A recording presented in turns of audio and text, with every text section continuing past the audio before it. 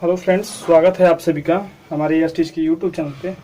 और हम लोग प्रीवियस वीडियो में कॉलिगेटिव प्रॉपर्टी के ऊपर डिस्कस किए थे और उसमें जो पहला प्रॉपर्टीज था relative lowering of vapour pressure, उसके बारे में हमने डिटेल में स्टडी किया था और उसका डेरिवेशन भी किया था। आज हम पढ़ने वाले हैं एलिवेशन इन बॉइलिंग पॉइंट। ठीक, तो एलिवेशन इन बॉइलिंग पॉइंट को मतलब क्या हुआ, इसको हिंदी में कहा जाता है और अच्छे से अगर समझ में आ जाएगा तो कहते हैं इसको क्वथनांक में उन्नयन। क्वथनांक में उन्नयन इसको हिंदी में कहते हैं। ठीक, तो क्या मतलब हुआ क्वथनांक, यानी कि बॉइलिंग पॉइंट क्या होता है, जिस टॉप पे हमारा जो सॉल्वेंट होता है या कोई भी लिक्विड होता है वो खौलने लगता है, उबलने लगता है, तो उसको हम बोलेंगे क्वथनांक। उन्नयन का मतलब क्या होता है, उसमें वृद्धि हो गई, मतलब उस टेम्परेचर में, जैसे कि मान लीजिए अगर अब मान लीजिए मैं सिंपल लैंग्वेज में अगर मैं वाटर लेता हूं तो हम जानते हैं वाटर का जो बॉइलिंग पॉइंट होता है वो मान लेते हैं 100 डिग्री सेंटीग्रेड होता है। तो कुछ ऐसा किया जाए इस प्रोसेस में कि मतलब 100 डिग्री सेंटीग्रेड पे क्या करता है, ये वाष्प में कन्वर्ट होना शुरू कर देता है, उबलने लगता है। तो कुछ ऐसा प्रोसेस किया जाए जो इस वाटर का जो बॉइलिंग पॉइंट है ये 100 से चल के कितना पे चला जाए, 125 पे चला जाए। इसका मतलब क्या हुआ कि इसका जो बॉइलिंग पॉइंट है, इसके बॉइलिंग पॉइंट में क्या हो गया, एलिवेशन हो गया, बढ़ गया, उन्नयन हो गया, अधिक हो गया। तो ये चीज हमको पढ़नी है आज की वीडियो में, हमने आपको समझा दिया। तो क्या करेंगे, फिर वही कहानी जो प्रीवियस वीडियो में किया था। हम क्या करेंगे, ये सारी स्टोरी किस पे चल रही है, कॉलिगेटिव प्रॉपर्टी पे चल रही है। और कॉलिगेटिव प्रॉपर्टी क्या कहता है, वो किसी भी सोल्यूशन की वो प्रॉपर्टी जो नंबर ऑफ पार्टिकल पे डिपेंड करे। चलिए शुरू करते हैं। देखिए हमने क्या किया, एक सॉल्वेंट ले लिया जो कैसा है, वोलेटाइल है। मैंने ये चीज आपको प्रीवियस वीडियो में डिस्कस किया था कि वोलेटाइल और नॉन वोलेटाइल क्या होता है। तो हमने एक सॉल्वेंट लिया जो वोलेटाइल है, इसका जो हमारा बॉइलिंग पॉइंट है वो कैसा है, T0B है। हमने मान लिया कि इसका जो बॉइलिंग पॉइंट है वो T0B है।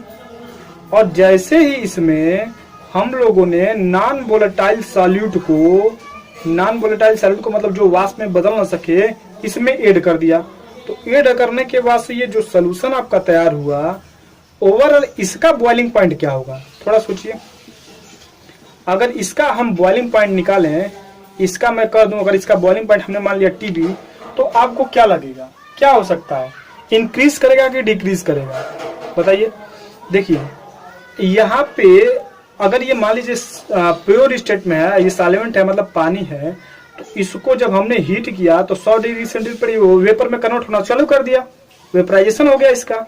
लेकिन जैसे ही हमने नॉन वोलेटाइल सॉल्यूट को डाला इसमें, तो नॉन वोलेटाइल सॉल्यूट आके इसके सरफेस पे क्या हो गए, पूरी तरीके से बैठ गए। केवल हमको यही स्टोरी समझ में आ गई ना, तो सब सारा इसके जो प्रॉपर्टीज है वो आपको समझ में आ जाएगा।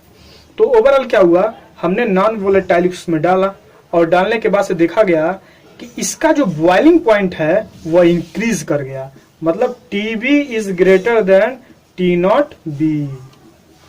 समझिए कैसे, यहाँ पे इसके दरवाजे पे कोई नहीं खड़ा था, तो पानी आराम से जैसे ही 100 डिग्री सेंटीग्रेड पाया, ये पानी आराम से यहाँ से निकल के चला गया। लेकिन थोड़ा गौर से सुनिए, यहाँ जैसे हम इसको दरवाजा मानते हैं सरफेस एरिया को, तो ये जो दरवाजा है, इस दरवाजे पे कौन आके बैठ गया है, नॉन वोलेटाइल सॉल्यूट आके बैठ गया है। तो नॉन वोलेटाइल सॉल्यूट चूंकि इसकी जो एनर्जी है, मान लेते इसकी एनर्जी से अधिक है, तो जब नॉन वोलेटाइल सॉल्यूट आके बैठ गया, तो जैसे ही 100 डिग्री तक ये चलेगा पानी आपका, तो पानी यहाँ से निकलेगा ऊपर, तो वोलेटाइल कहेगा हट, तेरा टेम्परेचर अभी कम है और अपनी एनर्जी को बढ़ाओ, तब हमको यहाँ से धक्के मार के निकल सकते हो। समझिएगा ये स्टोरी। जैसे कि मान लीजिए हमने नॉन वोलेटाइल को इसमें ऐड किया, तो नॉन वोलेटाइल गया, अब ये दरवाजा यानी सरफेस एरिया, अब सरफेस एरिया पे जैसे 100 डिग्री का कंप्लीट हुआ, पानी यहाँ से निकलना चालू कर दिया। अब पानी जब यहाँ से निकलेगा तो यहाँ पे तो खड़े हैं डॉन, ये डॉन हटेंगे नहीं, डॉन को हटने के लिए और एनर्जी चाहिए, तो टेम्परेचर क्या हुआ इसका, और बढ़ गया, मतलब 25 डिग्री सेंटीग्रेड मान लेते हैं, कुछ और बढ़ गया। जैसे ये टेम्परेचर बढ़ा, इसकी एनर्जी खत्म, तो यहाँ से पानी तुरंत क्या करेंगे, बाहर निकल जाएंगे। तो ओवरऑल क्या हुआ, जो बॉइलिंग पॉइंट है वो बढ़ गया, पहले था 100 अब चला गया 125। ये मान लेते हैं 25 ही नहीं बढ़ता है, मतलब कुछ भी बढ़ सकता है। अब डिपेंड करता है कि सॉल्यूट की एनर्जी कितनी है, इतने कितने मतलब बेहतरीन तरीके से इस सरफेस एरिया को क्या किया है, पकड़ा है। समझ आ रहा है। जैसे कि मान लीजिए ये मान लेते हैं ये एक दरवाजा है और यहाँ से आपको निकलना है, आपको यहाँ से जाना है, तो आप क्या किए, ये दरवाजे से आराम से चले गए। लेकिन अगर यहाँ पे 2-4 लोग खड़े हो जाएं तब आपको जाने में एनर्जी अधिक लगेगी। सपोज करिएगा, तो आपको यहाँ से निकल के जाने में यहाँ पे एनर्जी अधिक लगेगी। क्यों? क्योंकि यहाँ पे लोग को हटा के आपको जाना है। तो पहले अगर मान लेते हैं आपने 5 यूनिट का फोर्स लगाते थे, अब 10 यूनिट का फोर्स लगा रहे हो। वही तो स्टोरी यहाँ पे है। तो आई होप आप लोग को समझ में आ गया होगा कि मतलब यहाँ पे क्या हुआ, बॉइलिंग पॉइंट में इंक्रीज हुआ, एलिवेशन हुआ, उसमें बढ़ गई। कितना बढ़ गया? अगर हम चेंजेस की बात करें तो delta T B equal to किसका अधिक है? इस सोल्यूशन का जो बॉइलिंग पॉइंट है वो क्या है? अधिक है। तो delta T B equal to क्या हो जाएगा? T B minus T not B. अगर मान लीजिए ये 125 हो गया है, अब पहले का हमारा 100 है, तो दोनों का डिफरेंस निकालेंगे तभी तो पता चलेगा कि आपको कितना हुआ। जैसे मान लीजिए इसका हमको निकालना हो तो हम क्या करेंगे, 125 माइनस क्या करेंगे, 100 कर देंगे तो हमको पता चल जाएगा 25 इंक्रीज हुआ है। तो उसी प्रकार TB minus T not B, ये चीज आपको क्लियर हो जानी चाहिए। अच्छा, जो कहा जाता है प्रैक्टिकली कि जो डेल्टा टीबी होता है वह डायरेक्टली प्रोपोर्शनल टू मोलैलिटी। देखिए प्रैक्टिकली है, लेकिन मैं आपको समझाने का प्रयास करूंगा और आपको समझ में आएगा कि ये कैसा हो रहा है। जो डेल्टा टीबी होता है वो डायरेक्टली प्रोपोर्शनल टू मोलैलिटी होता है। मतलब अब मोलैलिटी किस पे डिपेंड करता है?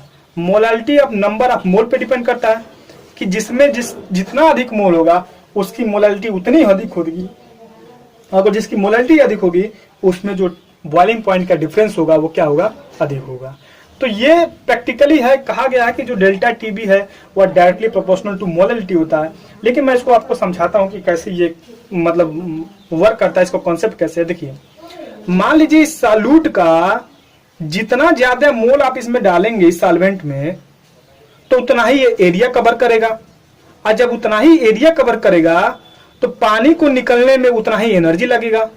तो ओवरऑल क्या हो जाएगा, ये आपका टेम्परेचर जो बॉइलिंग पॉइंट है वो बढ़ जाएगा, और जब ये बढ़ेगा तो दोनों का जो डिफरेंस होगा वो बढ़ जाएगा। यही तो कहता है। लेकिन यहाँ पे कहा गया है, जैसे आप एनसीईआरटी उठा के देखोगे या कोई भी साइड पे देखोगे तो वहां पे कहा गया है कि डेल्टा टीबी जो है वो डायरेक्टली प्रोपोर्शनल टू मोलैलिटी होता है।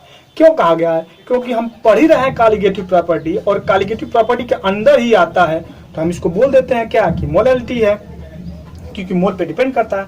लेकिन आप अगर कॉन्सेप्ट अगर समझो तो जितना मोल इसमें डालेंगे या मोल जाएगा उतना ही एरिया इस एरिया को क्या करेगा? कवर करेगा। और जैसे जितना एरिया कवर करेगा, जितना ये भीड़ इकट्ठा करेगा, उतना ही पानी को टेम्परेचर लगा के निकलना पड़ेगा। समझ में आ रहा है? यहाँ पे टेम्परेचर और बढ़ जाएगा, यानी उसकी बॉइलिंग पॉइंट और बढ़ जाएगी, और जब बॉइलिंग पॉइंट बढ़ेगी तो दोनों का जो डिफरेंस हो जाएगा वो भी तो बढ़ जाएगा। तो ओवरऑल हमने यहाँ क्या सीखा, जो डेल्टा टीबी है वो मोलैलिटी के प्रोपोर्शनल होता है। तो मोलैलिटी क्या होता है उसको पहले समझिए कि मोलैलिटी क्या होता है, ये आपको जाननी पड़ेगी कि मोलैलिटी क्या होता है। तो मोलैलिटी को डिफाइन कैसे किया गया? अगर मैं मोलैलिटी को डिफाइन करूं, molality equal to number of mole, number of mole किसके? सॉल्यूट के, नंबर ऑफ मोल सॉल्यूट के, और जो आपका सॉल्वेंट है, सॉल्वेंट इन केजी। मतलब 1 केजी में आपके कितने नंबर ऑफ मोल सॉल्यूट के घुलते हैं, वही हमारा क्या कहलाता है?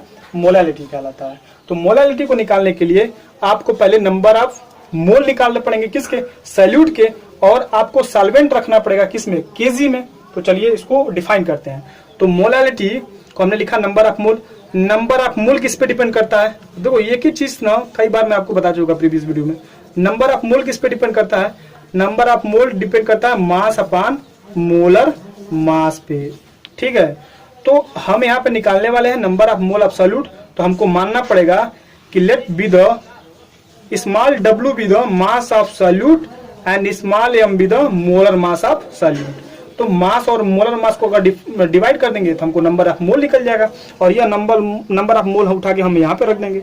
और सॉल्वेंट को डिफाइन करना हो तो मान लेते हैं w be the mass of किसका? सॉल्वेंट का। आइए जितनी भी चीजें हम रख रहे हैं ना, सबको किस में रखना है? आपको ग्राम में रखना है। कितना रखना है? ग्राम में। तो मोलैलिटी को हमने डिफाइन कर दिया। अब इस वैल्यू को हम क्या करेंगे? यहाँ पे पुट अप करेंगे, तो ये हो जाएगा molality equal to number of moles upon solute, number of mole of solute, और सॉल्वेंट को रखना केजी में। तो चूंकि हमने सब चीज ग्राम में लिखा है, तो इस ग्राम को किलोग्राम में बदलने के लिए किससे गुणा करना पड़ेगा? 1000 से गुणा करना पड़ेगा कि नहीं करना पड़ेगा? बिल्कुल।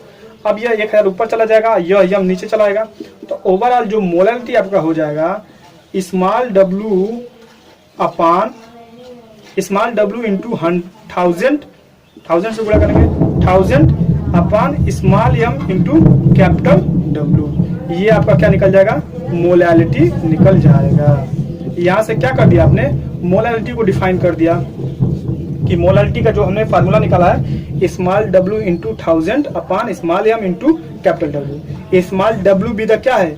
मास अपान सॉल्यूट है, और स्मॉल m मास अपान मास किसका? मोलर मास किसका है? मोलर मास सॉल्यूट का है, और कैपिटल W भी द मास ऑफ सॉल्वेंट है।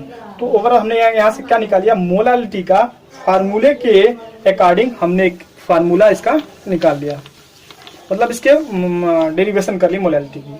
तो हमने देखा था कि जो डेल्टा टीबी होता है वो डायरेक्टली प्रोपोर्शनल टू किसके होता है? मोलैलिटी के होता है। तो प्रोपोर्शनलिटी हटाते हैं, तो डेल्टा टीबी इक्वल टू क्या हो जाएगा? हमने यहाँ पे ले लिया प्रोपोर्शनलिटी केबी, यानी कि बॉइलिंग कांस्टेंट ले लिया हमने, और मोलैलिटी का अगर हम मान रखते हैं तो यहाँ पे रख दीजिए इसको W इंटू 1000 अपान m इंटू W। तो ये आपका डेल्टा टीवी का डेरिवेशन आ गया यहाँ पे। अगर यहाँ से आपको मास ऑफ सॉल्यूट निकालना है तो मास को क्या करिएगा? इधर कर दीजिएगा, और डेल्टा टीवी को इधर रख दीजिएगा, तो यहाँ से आपको मास निकालना पड़ेगा। ठीक, तो मास किस पे डिपेंड करता है? जिसमें नंबर ऑफ पार्टिकल ज्यादा होंगे उसका मास ज्यादा होगा, और कॉलिगेटिव प्रॉपर्टी यही कहती है कि सॉल्यूशन की ऐसी प्रॉपर्टी जो नंबर ऑफ पार्टिकल पे डिपेंड करे उसको हम लोग डिफाइन कर सके। तो यहाँ से मास के अकॉर्डिंग आप इसको डिफाइन कर सकते हो। तो दूसरा जो हमने रिलेशन पढ़ा था एलिवेशन इन बॉइलिंग पॉइंट, यानी बॉइलिंग पॉइंट में क्वथनांक। बॉइलिंग पॉइंट में क्या हो गया? उन्नयन हो गया। ठीक है, अब हम आगे की एक प्रॉपर्टीज है उसके बारे में क्या करेंगे, हम पढ़ने वाले हैं, जो कि हमारा है क्या? Depression in freezing point. Depression in freezing point. Freezing point में क्या होता है? डिप्रेशन होता है कैसे, मतलब फ्रीजिंग पॉइंट में क्या कमी होती है, क्या होता है, उसके बारे में हमको देखना है। तो जो आपकी तीसरी प्रॉपर्टीज है वह क्या है? Depression in freezing point. Depression in freezing point, यानी फ्रीजिंग पॉइंट में क्या होता है? डिप्रेस हो जाता है, कमी आ जाती है। किसको मिलाने पर? नॉन वोलेटाइल को मिलाने पर। तो चलिए इसको भी जल्दी से फिनिश कर लेते हैं कि डिप्रेशन इन फ्रीजिंग पॉइंट क्या होता है। जैसे कि मान लीजिए हमने ले लिया यहाँ पे फिर से वोलेटाइल क्या? सॉल्वेंट, जिसका जो फ्रीजिंग पॉइंट है वो कितना है? T0F है। ठीक, मतलब T0F किस कोई टेम्परेचर है जिसपे ये जो हमने वोलेटाइल सॉल्वेंट लिया है ये जम जाता है। और इसमें हमने क्या किया? फिर से अगेन नॉन वोलेटाइल क्या करना है? सॉल्यूट को इसमें मिला देनी है हमको। तो जैसे हमने नॉन वोलेटाइल सॉल्यूट को इसमें मिलाया तो क्या बनेगा आपका? अब ये नॉन वोलेटाइल सॉल्यूट इस बिलियन में जाएंगे, समझिएगा थोड़ा। यहाँ पे हमने ये बिलियन बनाया और इसमें ये नॉन वोलेटाइल सॉल्यूट क्या कर दिए? चलने लगे, जाने लगे। तो ये बताइए, अपने दिमाग से बताइएगा, इसके फ्रीजिंग में क्या होगा? बढ़ेगा कि घटेगा? क्या होगा? बढ़ेगा कि घटेगा? जल्दी बताइए। अगर इसको हमने इसमें डाल दिया तो ये जो सोल्यूशन आपका बनेगा ये जल्दी जम जाएगा कि इससे लेट में जमेगा, यानी टेम्परेचर इसका और कम हो जाएगा कि इसके ज्यादा हो जाएगा, मतलब दोनों में रिलेशन क्या होगा? आप थोड़ा सा दिमाग लगाइए, तब हम इसको आपको बताते हैं कि क्या होने वाला है। देखिए क्या होगा, मान लेते हैं अगर ये 10 डिग्री सेंटीग्रेड पे जमता है, तो जब इसमें नॉन वोलेटाइल को हमने डाला तो पता चला ये कितने डिग्री सेंटीग्रेड पे जम गया? कितने डिग्री सेंटीग्रेड पे? 7 डिग्री सेंटीग्रेड पे ही जम गया। मतलब इसका जो फ्रीजिंग पॉइंट है वो और कम हो जाएगा। समझ आ रहा है ना? ये 10 डिग्री सेंटीग्रेड पर जम रहा था और जैसे इसमें डाला हमने ये 7 ही पे जम गया। मतलब जो इसका फ्रीजिंग पॉइंट है वो क्या होता है? कम हो जाता है। मतलब इसके जमने की जो प्रवृत्ति होती है वो जल्दी क्या होती है? जम जाती है। ठीक, तो डिफरेंस क्या हो जाएगा आपका? डेल्टा TF इक्वल टू क्या हो जाएगा? T0F minus TF। बोलो क्लियर? यानी TF इक्वल टू, मतलब ये इसका टेम्परेचर अधिक होगा, इसका टेम्परेचर कम होगा, तो दोनों का डिफरेंस निकाल लेना, कितने की कमी हो जाएगी आपको पता चल जाएगा। तो T0F माइनस TF हमने निकाल लिया। ठीक, यहाँ से चल गया। चलिए ये भी किस पे डिपेंड करता है, delta T F is directly proportional to molality पे। ये भी क्या करता है, किस पे डिपेंड करता है, मोलालिटी पे भी ये डिपेंड करता है। कैसे, जितने नंबर आप मोल ज्यादा डालोगे उतना ही इसका जमने की जो प्रवृत्ति हो जाएगी वो कम हो जाएगी। मतलब अरे पिछली स्लाइड में भी हमने डिस्कस किया था कि डेल्टा टी भी मोलालिटी पे डिपेंड करता है, ठीक उसी प्रकार डेल्टा एफ जो होता है वो भी मोलालिटी पे डिपेंड करता है। इसको भी अगर इसमें डालोगे तो आपकी जो ये जमने की प्रवृत्ति हो जाएगी, इसका जो फ्रीजिंग हो जाएगा वो जल्दी हो जाएगा। ओवरऑल क्या हो जाएगा, ये आपका अंतर जो है डिफरेंस हो जाएगा, ये भी क्या हो जाएगा, अधिक हो जाएगा। ठीक, तो T F is equal to क्या होता है, molality, directly proportional to molality. अब इस टी एफ को हमने यहाँ पर रखा, इस प्रोपोर्शनलिटी को हटाया तो हमने यहाँ पे फ्रीजिंग कांस्टेंट रखा के एफ, ये इक्वल टू किसको हो जाएगा, मोलालिटी के हो जाएगा। और मोलालिटी का डेरिवेशन हमने किया है इसके प्रीवियस वीडियो में, मतलब प्रीवियस स्लाइड में। तो वहां से मोलालिटी का फार्मूला क्या निकल के आया था आपका, मोलालिटी इक्वल टू क्या आया था, मोलालिटी इक्वल टू अभी हमने निकाला था small W upon small M into 1000 upon capital W, यही निकल के आया था ना। ये हमारा क्या था, सॉल्वेंट का मास था, ये हमारा मास ऑफ सॉल्यूट था, ये यम मोलर मास ऑफ सॉल्यूट था। चूंकि यह ग्राम में, इसको 1000 में बदलने के लिए हमने 1000 से भाग किया था और ये 1000 ऊपर चला गया था। मतलब ये चीज हमने अच्छे से डिस्कस किया था। अब यही वैल्यू आपको क्या करनी है, यहाँ पे लाके पुटअप कर देनी है। तो आपका क्या हो जाएगा, delta F equal to delta T F equal to K F, और ये मोलालिटी का जो आपने निकाला है स्मॉल डब्ल्यू इंटू 1000 बार 100 मुझ निकल रहा है यार, क्यों लगता है मुझे पता नहीं है कहाँ। अब देखो यहाँ पे क्या हो जाएगा, यम इंटू कैपिटल डब्ल्यू। तो यहाँ से आपका ये फार्मूला निकल के आएगा डेल्टा एफ, कि आपको अगर चेंजेस पता करने होंगे सॉल्यूट के पार्टिकल पे तो आप यहाँ से निकाल सकते हो कि जितने इसके मोलर मास होंगे उतना ही आपका सॉल्यूट का नंबर ऑफ पार्टिकल होगा। तो यही चीज आपको बताती है कॉलिगेटिव प्रॉपर्टी की, जो भी प्रॉपर्टी होती है वो नंबर ऑफ पार्टिकल पे डिपेंड करती है। और इसके 3 प्रॉपर्टीज को हमने अच्छे से डिस्कस कर लिया।